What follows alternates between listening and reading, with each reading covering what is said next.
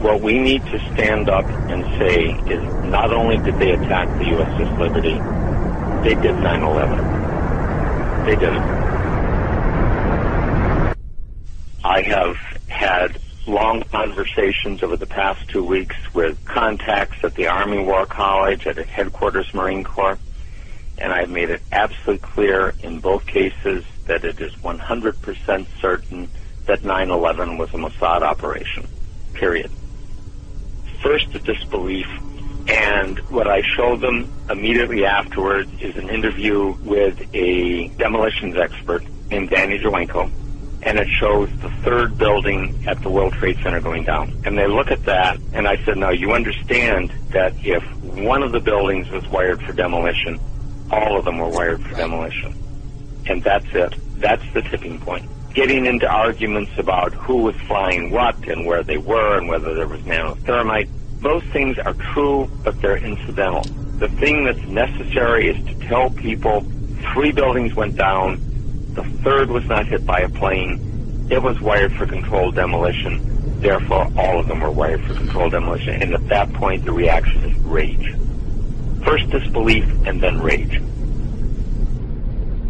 9/11 has led directly to 60,000 Americans dead and wounded. God knows how many hundreds of thousands of people in other countries that we've killed or wounded or made homeless. This is an open wound. And what Americans need to understand is they did it. They did it. And if they do understand that, Israel's going to disappear. Israel will flat-ass disappear from this earth. I sent a film to one of my colleagues, and it basically had Americans grieving over their dead coming back. And I showed one of them, it was a woman just wrenched by grief, over her dead soldier. And I said, if Americans ever know that Israel did this, they're going to scrub them off the earth. And they're not going to give a rat's ass what the cost is. They are not going to care. The first thing, Mark, is astonishment. They didn't know. They truly didn't know. And these are not unintelligent people. They really didn't know. And the next statement is rage. Real rage. The Zionists are playing this as truly an all-or-nothing exercise.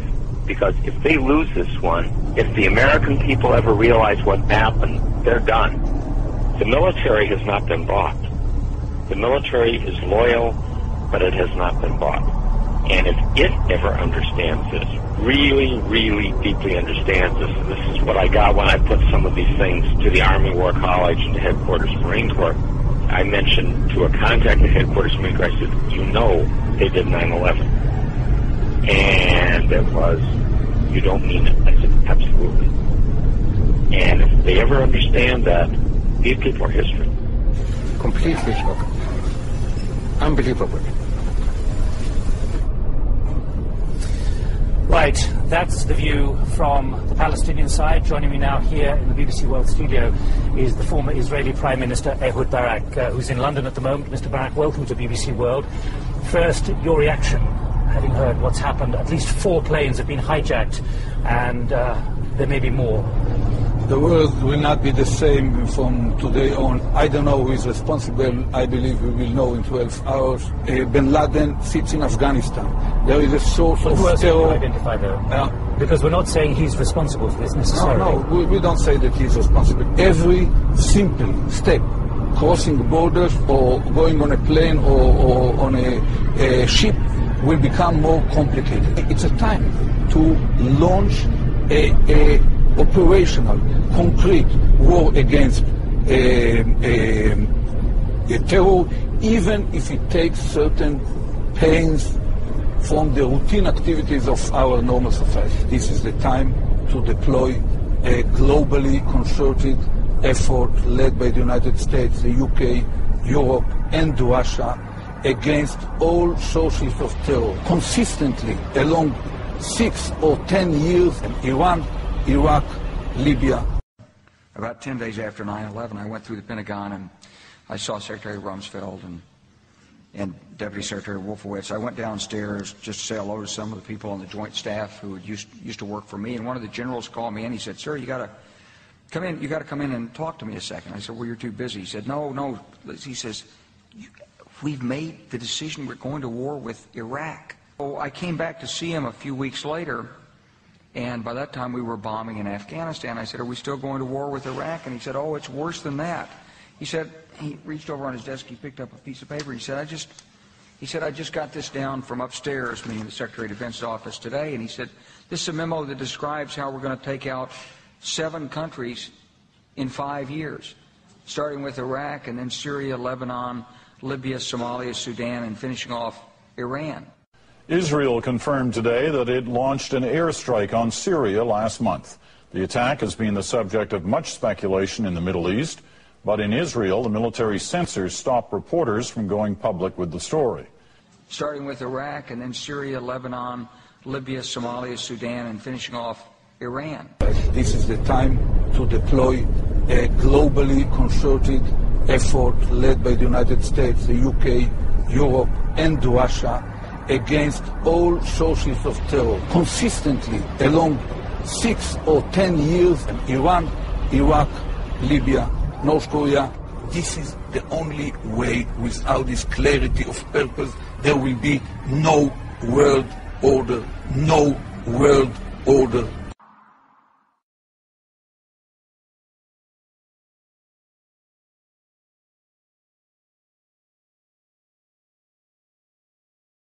Now, it's one of the main reasons for America's support of Israel. And later on today in Washington, a group called AIPAC will hold its annual policy conference. Among the speakers will be the US Vice President and the Israeli Foreign Minister. But what is AIPAC? It is the American Israel Public Affairs Committee, a pro-Israel lobby group aimed at pressuring politicians into maintaining close relationships. It was set up shortly after Israel's foundation and now has over 100,000 members, though not all of those are Jewish. It's regularly ranked as one of the top 3 most powerful pressure groups in Washington. Indeed, the New York Times calls it the most important organization affecting America's relationship with Israel. And